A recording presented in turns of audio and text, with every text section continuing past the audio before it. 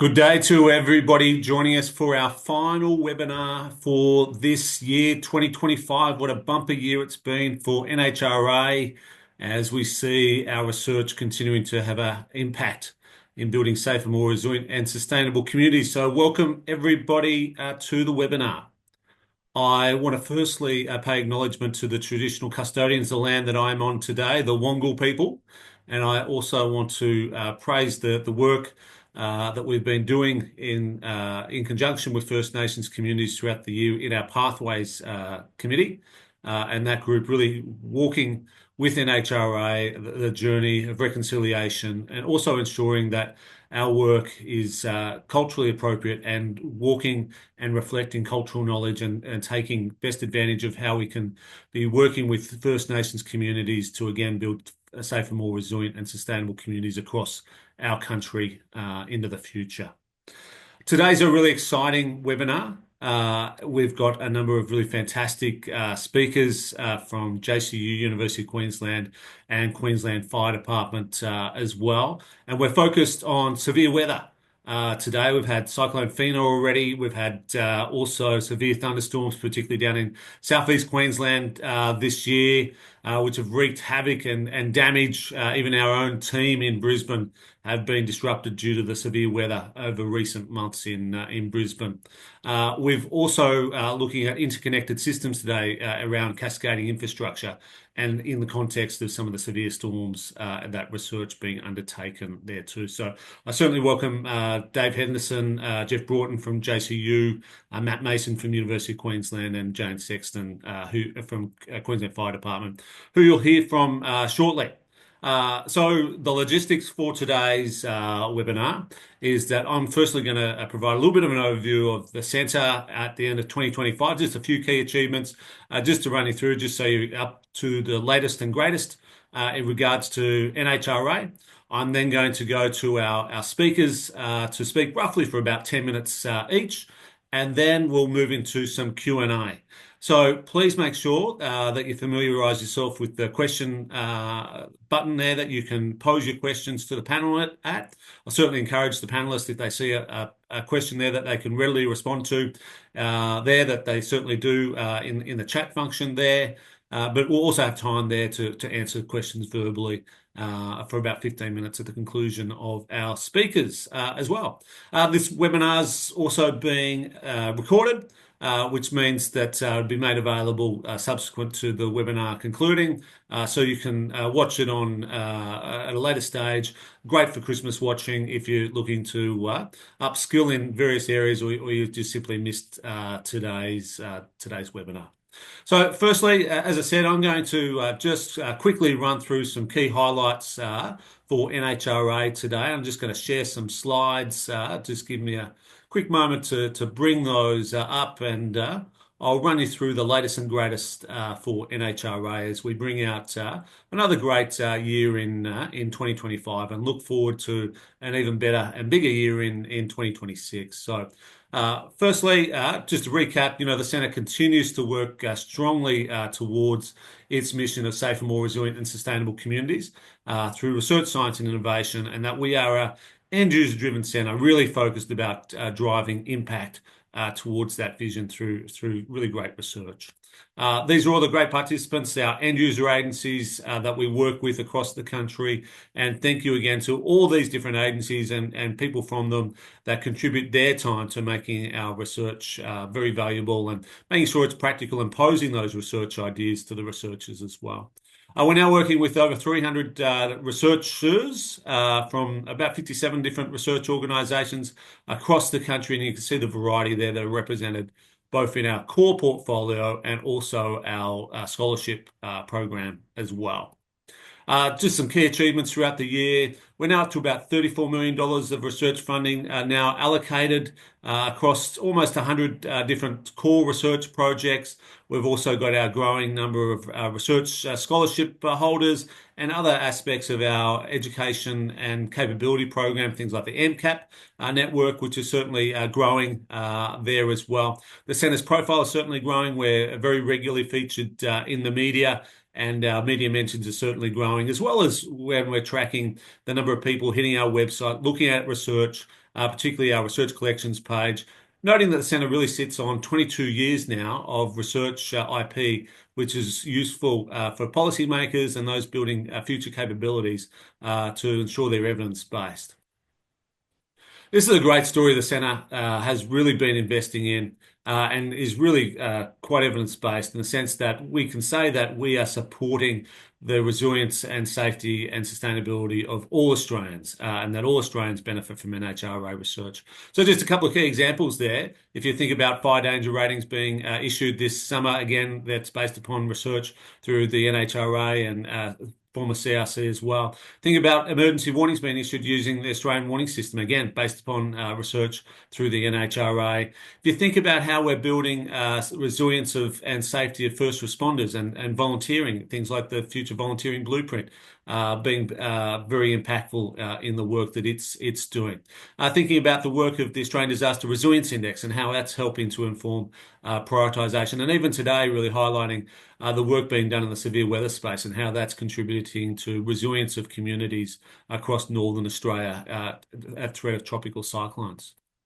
If you think just in recent weeks and months, our research is referenced in the National Climate Change Risk Assessment. The ADRI, for example, is the National Measure of Climate Resilience in the Treasurer's Measuring What Matters statement. New South Wales SES have recently brought out its new campaign around driving through floodwaters, again, based upon research through the NHRA space. Thinking about Doctrine, the recent tsunami manual, the work that we've done with NEMA around crisis management principles embedded in that work.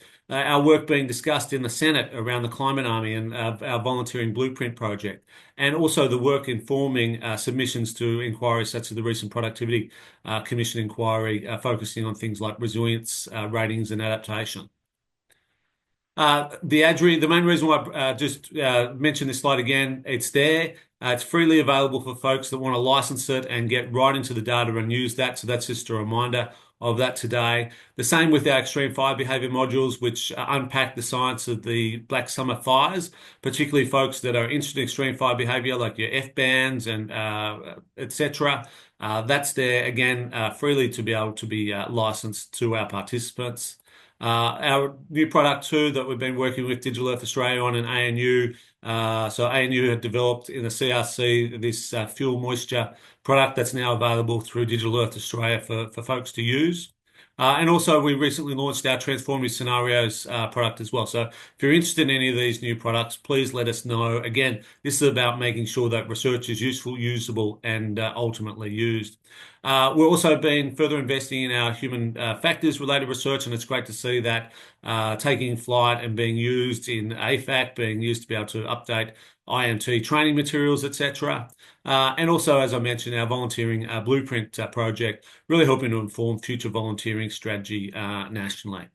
When we think too about throughout the year, the work that we did following Cyclone Alfred has been really impactful. Cyclone Alfred, we all think, I think today, is really quite an important event for Australia, a near miss, but something that we can learn a lot from in terms of future catastrophic risk, both here on our east coast and west coast when it comes to future tropical cyclones, and looking at the physical risks, the buildings there from the JCU work, but also the University of Melbourne work that was completed around how folks used social media during that event and how agencies can improve their use of social media to enhance public information strategies. We've also just recently announced 6 new really exciting projects ranging from understanding conflagration fires, which is really important to understand those now in the Australian context, as the LA fires earlier in the year really shapes key conversations around our fire agencies nationally. Also testing AS3959 assumptions and exposure assumptions, working back and looking at the evolution of community fire units as well and evaluating those and researching how they can be leveraged further into the future. Also working around systemic risk and systems thinking, then projects around looking at compounding risks around roads, bushfires and landslides. And then finally, research around recovery workers and mental health tools to support those folk as well. So just on the education and capability side, we certainly still have our postgraduate scholarships. So get on our website, learn more about those. Also our fellowship programs. We have First Nations scholarships now too, and our fellowships too. So again, head to our website, find out more about these programs. And we'll also be scaling up further our internship program next year. And again, a reminder about our MCAP network, our early and mid-career academics and practitioners website, network. And again, you can find out more about that from our website. Also, our disaster challenge, really fantastic event this year. And again, a fantastic team, Tasmanian-based team this year, taking that prize out. Also, our workshop grants, a reminder, these are available. Again, more information on our website about these, but these are new, and these are for folks that want to run workshops that bring practitioners and researchers together to discuss topics related to building safer, more resilient and sustainable communities. Also on the international front, we've just recently signed our agreement with the Canadian WRCC, the Wildland Consortium, Wildland Fire Consortium there in Canada, and it'll be a fantastic partnership. And we're already talking about how we can leverage each other's networks into the future. And also our community practice around assisted relocation, again, continues to grow. Recently, we've been working to bring Canada into that fold as well, and to continue to grow that into the future. So our research is having that international impact as well. And lastly, we've got our forum coming up next year.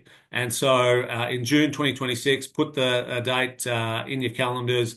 Registrations will be opening really soon. We know that it's a really popular event and will likely sell out again. So please get in and register early if you're keen to come along. And again, I promise you it'll be a fantastic experience for everybody coming along. So with that, I'm going to just stop sharing these slides, and we're going to get into our presentations from our illustrious panelists today. The first of which is Associate Professor Geoff Boughton from James Cook University, the Cyclone Testing Station. And I'm going to hand over to Geoff now. Terrific. We're talking about Tropical Cyclone Alfred and things that have happened in Australia this year, but we'll start off with Cyclone Tracy. Cyclone Tracy really demonstrated market failure when it came to buildings, and it caused a number of very, very significant changes. The birth of the Cyclone Testing Station, an independently funded unit within James Cook University, but it also changed the approach to design of buildings, and in particular housing, right throughout Australia, so that engineering was the basic tool that was used to ensure that we had wind resistance. Now going to jump forward to 2021, and Cyclone Seroja happened in the midwest of WA. It crossed the coast at about 27 degrees latitude, and it had significant problems for buildings. These are buildings that had not been designed for full internal pressure.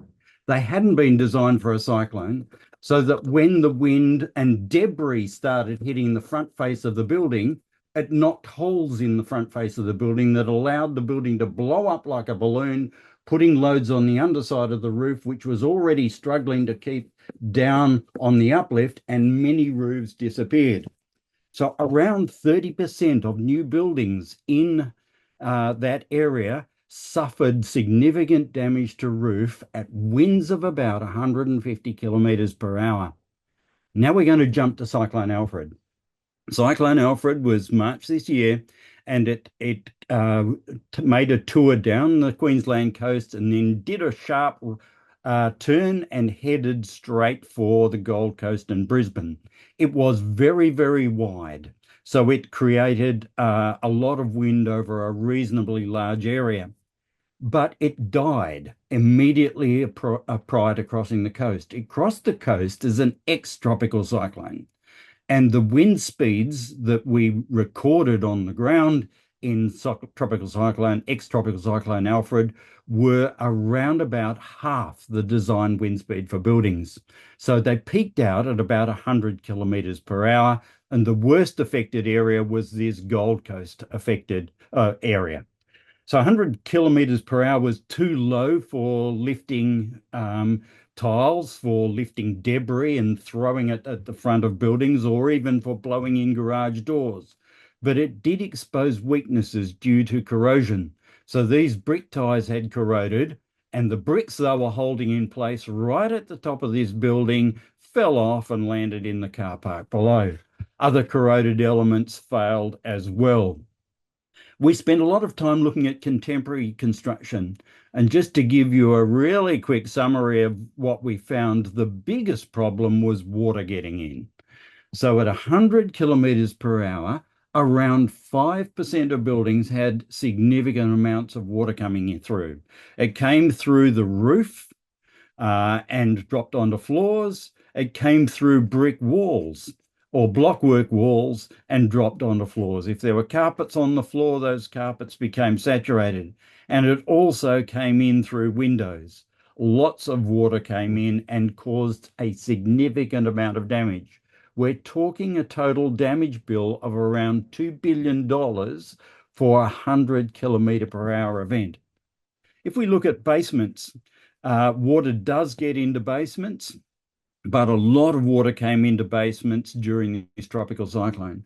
Large amounts of rain falling onto driveways, coming in under doors, even seepage up through the floors, so that there was water accumulation in basements. The water coming down the walls took out electrical control panels. It took out fire panels. So now we've got multi-story buildings whose fire panels have been disabled because of water ingress into the fire panel, where people are cooking with barbecues, running candles inside, but there is no fire system active in place in the building.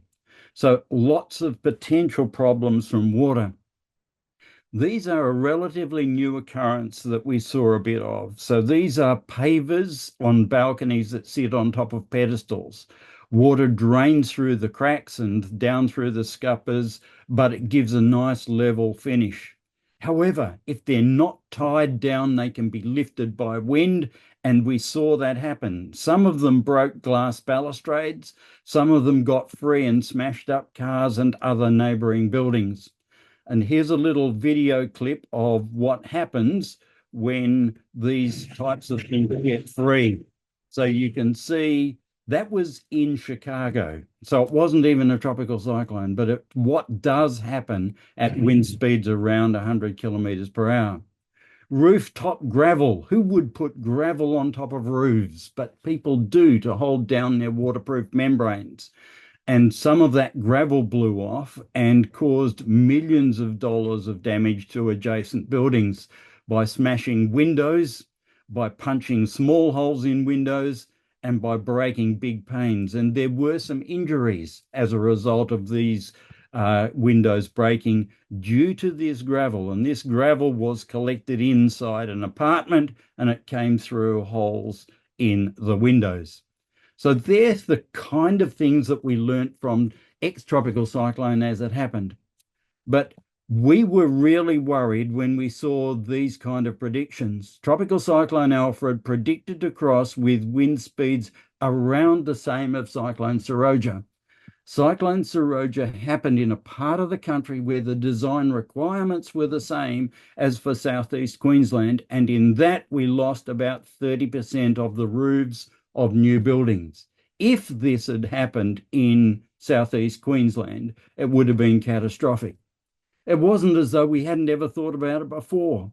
In 2020, this study did a scenario where a cyclone did cross the southeast Queensland coast, and you'll see this kind of information from all of the other speakers as well. The key thing is that around 30% of buildings are going to be very significantly damaged, and this was even before Cyclone Seroja happened to give us a quick preview of what happened on the other side. So when we look at a map of Australia, and these are the wind codes that are wind zones that are coloured here, everything outboard of that red line is designed for full internal pressure. Everything south of that line is not designed for full internal pressure. You can see it's a binary system, but cyclones don't read maps.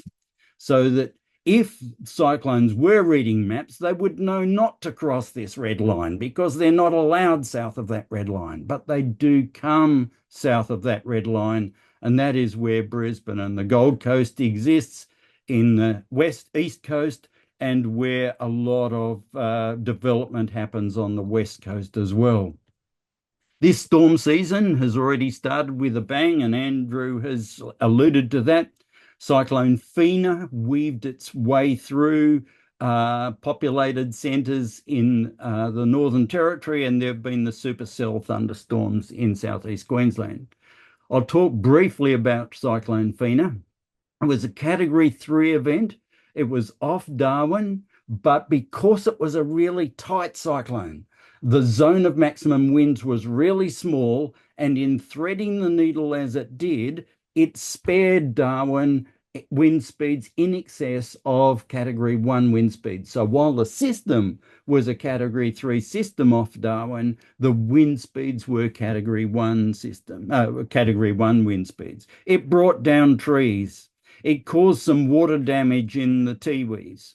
But where it had a direct hit on a community in the Kimberley in WA, you've all seen the photos. There was some significant damage.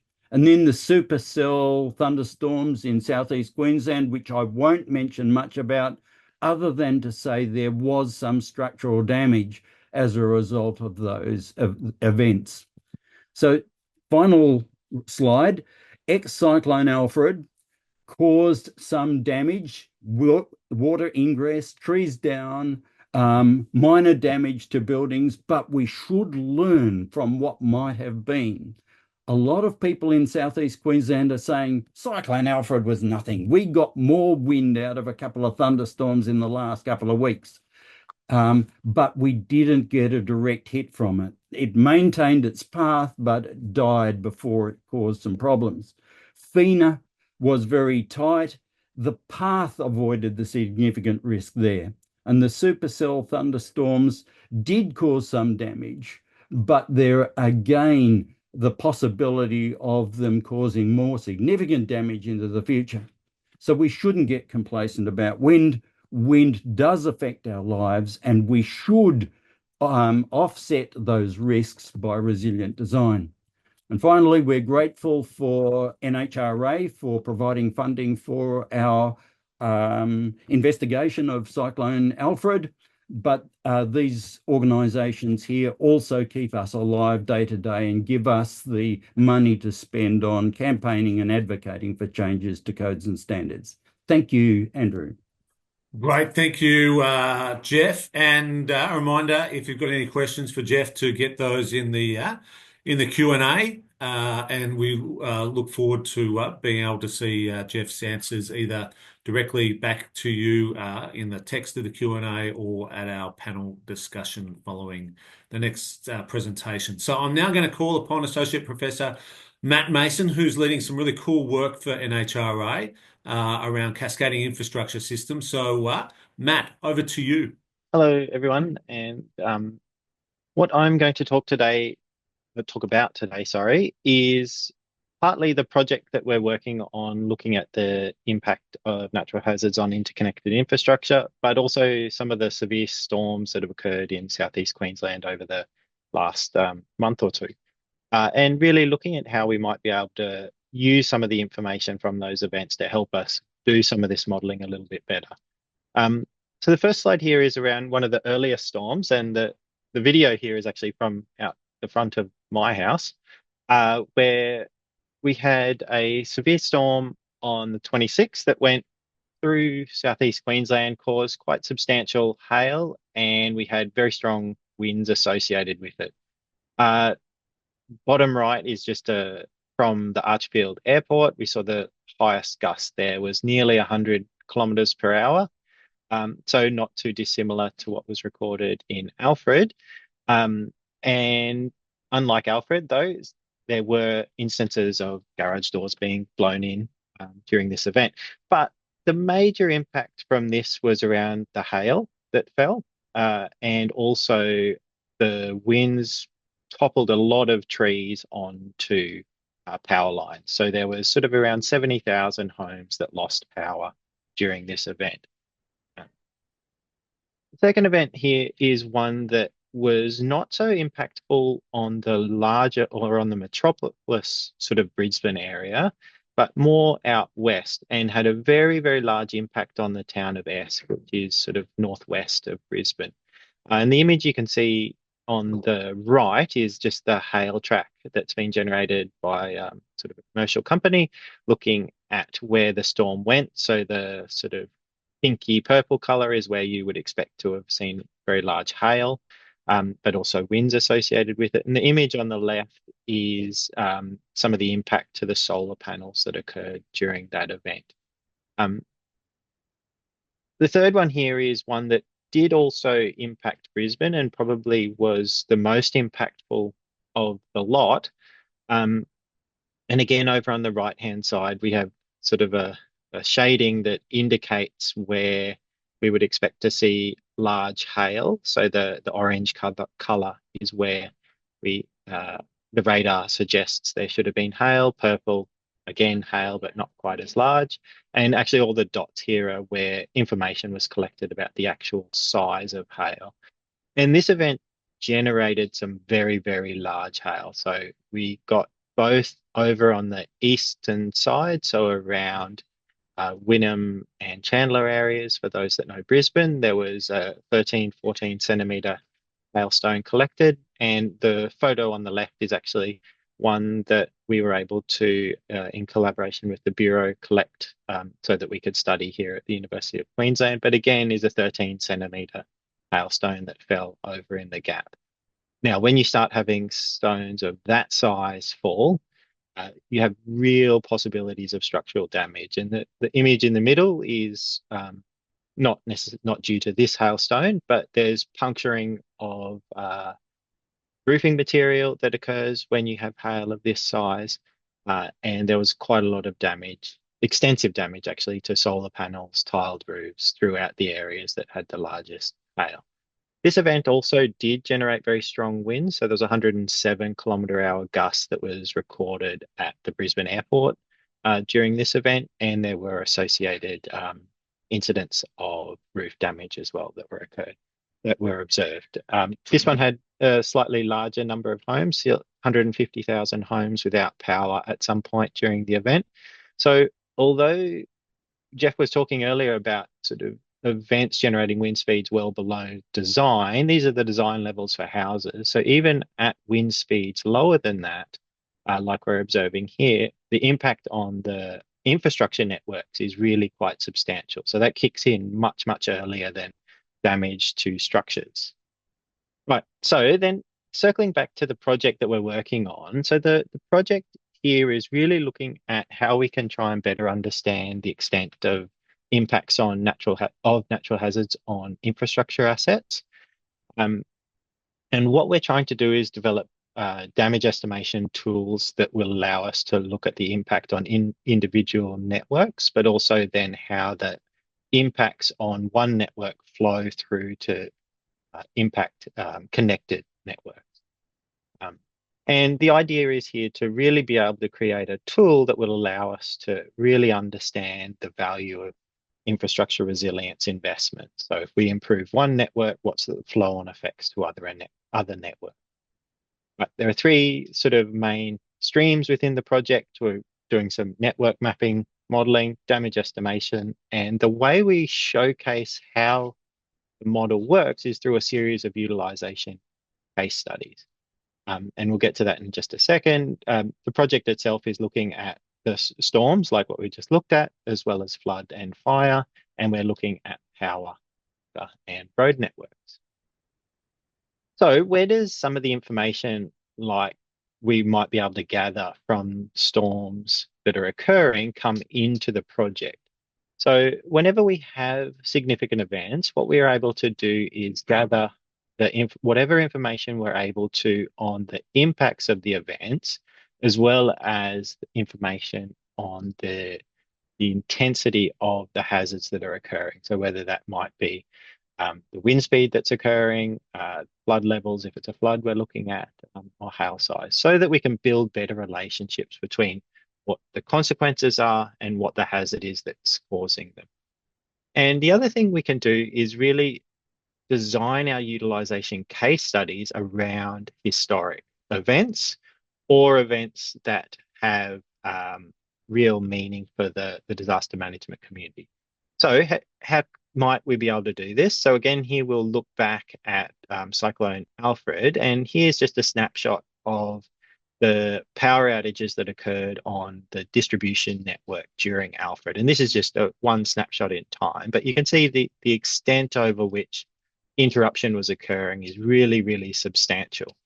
And what we're then also able to do is at the same time pull out information from interconnected networks. So the bit that's popped up on the right is actually just one of the bits of the data that comes out of urban utilities here in Brisbane, identifying that we have issues with the water boosters, and this is due to power outages. So we're able to really understand in almost real time what are these interconnections that exist, what are the vulnerabilities that exist, so that we can build that into the way that we do the modeling. We can also pull that information out and try and build, and really this is where the project is heading, is building damage functions that look something like this. Now, this particular one is not to do with Alfred itself, but this is the kind of thing. So where we're able to relate wind speeds that are being observed and the probability that we're going to have failures on networks and the probability that they will then move through to other networks. And the final one, and you've seen this already, but this is one of the case studies that Geoff and the CTS team looked at housing damage. What we're doing as part of this project is using this as one of our utilization case studies, and we're going to extend that work to not to add on to the housing impacts that have occurred. We're going to look at how the different infrastructure networks that we're modeling would have been affected by this hypothetical event, but this hypothetical event actually looks very much like a slightly stronger version of what Cyclone Alfred was. And with that, Andrew, I think I'm going to turn it back to you.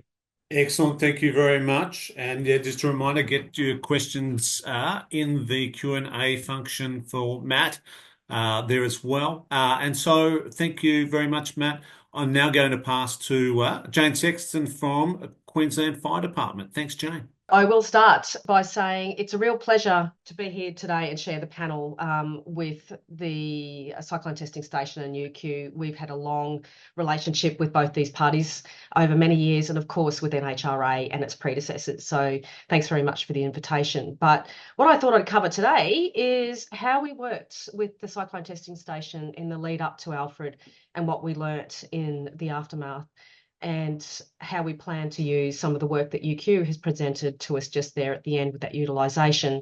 And then I'll wrap up towards the end with some reflections and closing remarks on what I think our preparation for this severe weather season looks like. But before doing so, I'm just going to quickly introduce the roles that QFD plays in events like this.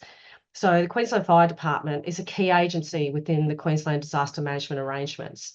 So you can see there on the slide the State Disaster Management Plan, and that sets out the roles and responsibilities of all partners within the Queensland Disaster Management Arrangements and their roles and responsibilities. So when it comes to QFD, what our roles predominantly are now is to our frontline services of doing swift water rescue, damage assessments.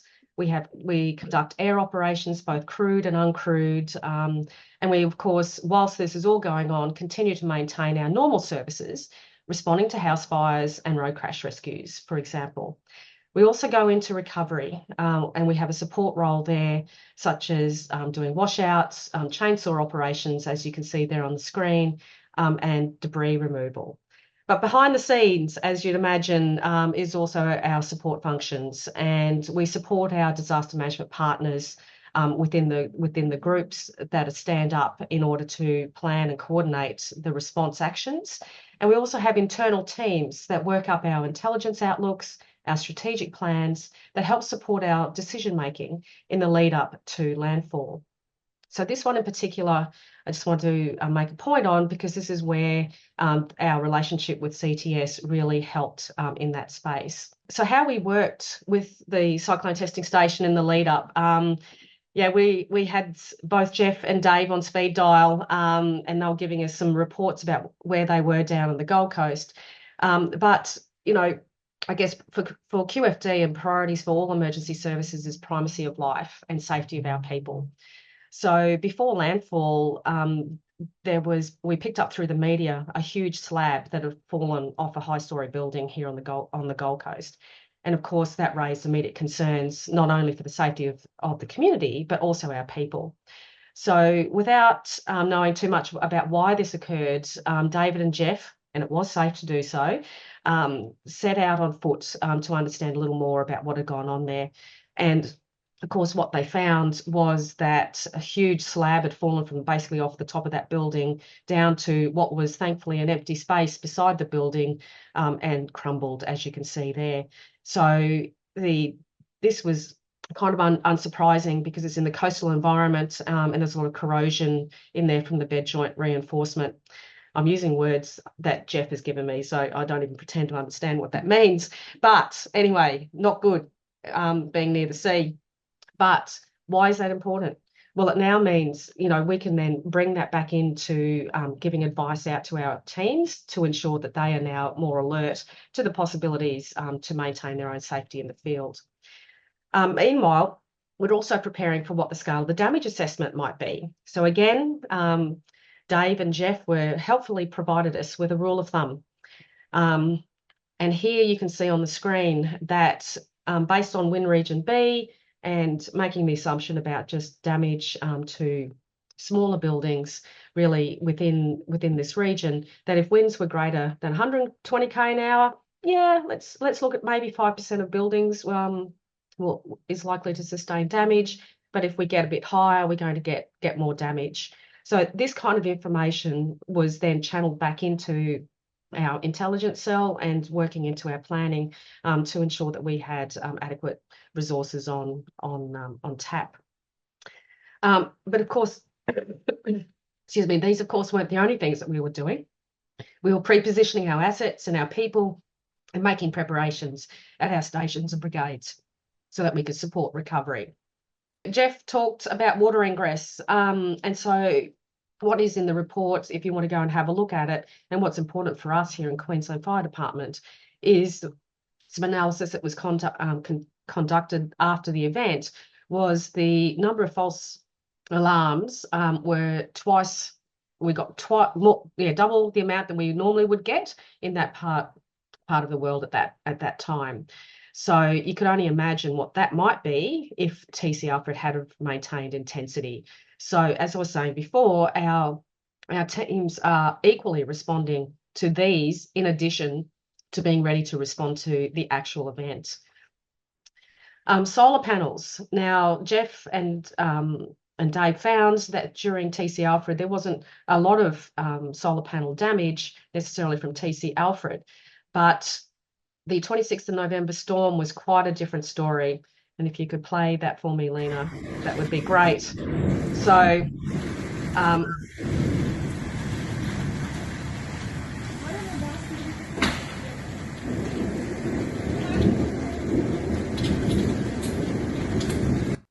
Matt told us earlier about the hail damage that occurred around these particular storms, and that certainly occurred, but also the wind. So clearly, in this particular instance, the wind lifted the neighbour's solar panels and lodged it in the roof of the house next door. So that's, you know, obviously quite a concern. Imagine then with wind speeds of the order that we would have expected if TC Alfred had maintained intensity. So now what we've heard from Dave and Geoff, we've dodged a bullet, absolutely. We've been told that if the winds were 20 kilometres an hour higher, then the winds would have lifted more roof tiles, they picked up trampolines, garden sheds, rubbish bins, and of course fallen branches would have fly further. So we were certainly fortunate. And as all the speakers have said, we really need to learn from this event, but frankly, we need to do better. We already had TC Seroja on the West Coast and the 1954 Great Queensland Cyclone, but we as in the community here, we're all still surprised. The word unprecedented was used throughout the media. And really, given those two situations, this is plainly wrong. We need to change these narratives. And further to history, of course, we already had the Severe Wind Hazard Assessment for South East Queensland, which used the best available science and engineering to quantify the wind risk. And our partners here today on the panel were part and parcel of delivering that work. So science uses the past to tell us what's possible in the future. And that's what this important piece of work's given us. And I believe as a sector, we need to turn our attention back to these important evidence pieces and test whether we can meet the demand. We need to lean in. We need to exercise our capabilities as if it was any one of those 5 scenarios from the SWAR SEQ. We need to look at ourselves and ask how we would deliver our services to the community. What impacts are there to our own fire stations? And how do we maintain our same level of service? And given the scale of impact for the scenario, then what are our arrangements with our partners across the country? And it's not just our operational capabilities, it's the support and enabling services as well. And of course, across government and our whole community. Our staff live and work in the region, and they are equally part of the community. Of course, TCs can occur anywhere in Queensland, but the sheer numbers and density of our population here in South East Queensland heightens this risk, as well as obviously being in Wind Region B. So we're already not off to a good start, and we shouldn't stop at Cat 3. What about a Cat 4 or a Cat 5? These are indeed possible. They're rare, but possible. Who knows? And this, of course, as well, is where the UQ project's going to come in. We're going to start using that tangible information to build on what we already know on the residential impact and exercise with that. What does it mean for all of our contingencies to continue to maintain our service? It's another brick in the wall of our knowledge. And of course, QFD is only but one agency that plays a role in these events. We all need to understand our respective roles and how the response and recovery will be coordinated. And we also know that partnerships like the ones that we have with CTS and UQ, and of course NHRA, are fundamental to being prepared for the future. For QFD, our focus is on doing what we can do to ensure our own excellence in our service delivery. But we also know that without the prevention and preparedness, we're going to be playing a losing game. Thank you, Andrew. Thank you, Jane, and some wise words to finish there too, Jane, which we were strongly supportive of. So we're now going to move into the Q&A part of our webinar now. And so I'll just ask each one of our panelists and also welcome Dr. Dave Henderson from JCU to join our panel this afternoon also. So if you can just put your cameras back on, that'd be great. I see you all popping back up. And please, for those online, get your questions in the Q&A. I have them here in front of me to ask, and I see that some of the panelists have already answered some of them there as well. I'm going to open up for a broad question to all our panelists here too. We've spoken a bit about the science, we've spoken about the damage, etc. here, but what are the real policy implications here? What do we need to be doing more of? What do we need to be advising governments to be doing into the future in a world which is becoming more uncertain with the impacts of climate change, increasing development, increasing and worsening natural hazard risk? Based upon what we've discussed today and what we've been seeing this summer already, what are those key policy recommendations that you think are necessary? So I know you've probably got a long list, so please constrain yourselves to just those that you think are most important. So please, whoever wishes to go first, go from there. There are lots of buildings that we rely on through recovery. They go from supply chain to public buildings to schools to hospitals. All of those buildings should have the resilience to be able to say, yes, we're going to be functional after an event. Otherwise, we're behind the 8 ball with the recovery. So designing for resilience is really, really crucial for not only government buildings, but important commercial buildings that the community relies on. Thanks, Geoff. And I'll go to your colleague firstly too before getting to Matt and Jane. Go to Dave. Jeff seemed to cover pretty much all of it across there, but again, the other part of the resilience is also owners and landlords and everything else, really thinking about the maintenance aspects, all of those things coming into it. So all of these learnings need to be embedded across there. All good. And Matt? I'll talk a little bit around the infrastructure side of things. And infrastructure is slightly different, I think, to buildings because we don't sort of live in a distribution system. So the life safety issue is not there, but we have to be thinking a lot about what is it that we expect the functionality to be after these events. Because it may very well be a very sensible decision that you just let the functionality go for a couple of hours and then that's the time it'll take to get it back online, and that's okay. But the more we rely on things like power, now everyone relies on power for their phone, which is how most people communicate, which is how most people get their information. The reliability and the functionality becomes a whole lot more important. So I think my sort of thought here is that we have to bring this up as a question that should be answered and discussed, is what is the functionality that we expect from our systems during these events? Great, thanks, Matt. And I'm going to go to Jane. Of course, the guys have done excellent there. Look, I just following on from Matt, that preparedness messaging, of course, that isn't my domain to really comment on with expertise, but exactly, are our messages going to now change for the community that you need to be ready to be taking care of yourself for 3 days to 7 days? Have we built a community reliance on these things? That, of course, now, we're just finding it very difficult to maintain our community as we know it. So how we change our messaging to increase our own personal resilience so that we're not so unhappy with what the nature of the system might be, and also to stand up and take a role in trying to solve those issues. I don't know what the answer is, Andrew, but there's a lot of increased investment needed across a lot of different parts of this problem space, whether it's building codes, whether it's planning, whether it's preparedness messaging. We have huge risk already built in to our society. And so trying to minimize that risk is going to be really difficult without a lot of investment. Great, thank you, Jane. Now, Jane's made a good segue into my next question for the panel, really talking about community engagement, community preparedness, and sort of a challenge to the panel here too. Like, I think one of the challenging things for Australian communities is when we're engaging with them, often they get a long list of 20 different actions which governments are recommending that they take.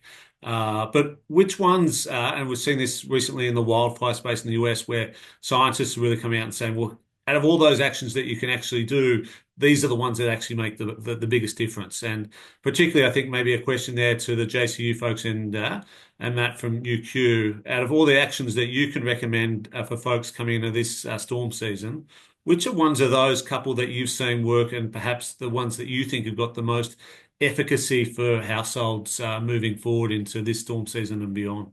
In terms of it, of all the different mitigation activities like might be in the Queensland Government's Household Resilience Program, in terms of whether it's strengthening your roof, protecting your windows, maintenance, those things. Look, the first thing is do what you can afford, make a start.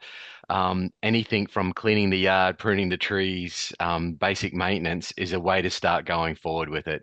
And then the next step is, so everything helps. The big items, like you're saying, generally, unfortunately, come with a bigger price tag, like for an older house, upgrading its roof, maybe window shutters, protection, those things.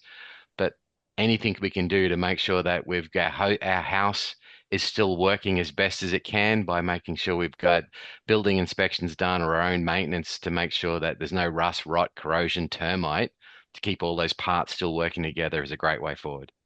And the Weathering the Storm website, which JCU's got there too, which is supported back with the CRC, also a really good resource there too, isn't it, Dave? Yeah, thank you very much for that. That's a great way. It's a great a resource, and it spells a lot of these things out. Yes, thank you. And Geoff, did you just want to add anything just from another perspective there? Yeah, a different perspective. If people are thinking about building a new building, that is the perfect time to incorporate all of the resilience measures that you need to. It's so much cheaper when you're starting from scratch and just adding a few more materials to the build. So if you're thinking about building something afresh, whether it be a school, a fire station, a warehouse, a distribution center, resilience measures put in at the design stage will be really, really helpful. Super. And Jane, you got your hand up there. I was just going to add, following Dave's comment around, your own sort of personal work that you can do around your own home, and whether that's a house or a unit, it doesn't really sort of matter. But also talking to your neighbours and seeing what they're doing, because that example that I showed was your neighbour's solar panels that flew off and damaged your own house. So the resilience, as the CTS guys have told me a million times, right? The resilience of your house is a function of the resilience of your community. So, you can do everything within your own power, which would be great to look after your own property, but there's also those around you. So, yeah. And Matt, any perspectives from yourself? No, I think these guys have covered it off pretty well, and certainly have a lot more experience with the advising around the home. So I think I'll just leave it. All good, Matt. So we've got a question here from David Rose in the chat. Just to summarise, and thanks for your question, Dave. But just to summarise the question, he's looking at how different planning authorities are looking at different standards for flood protection into the future, and considering those in the context of climate change and increasing the standard. I was only just recently talking to some folks internationally, talking about how they're moving from like the 1 in 100-year flood to now the 1 in 200-year flood as the standard for land use planning. In the wind engineering space, what are the key considerations there in terms of looking at future probability-based standards for wind protection? Matt, maybe start with you if you're happy to go there first.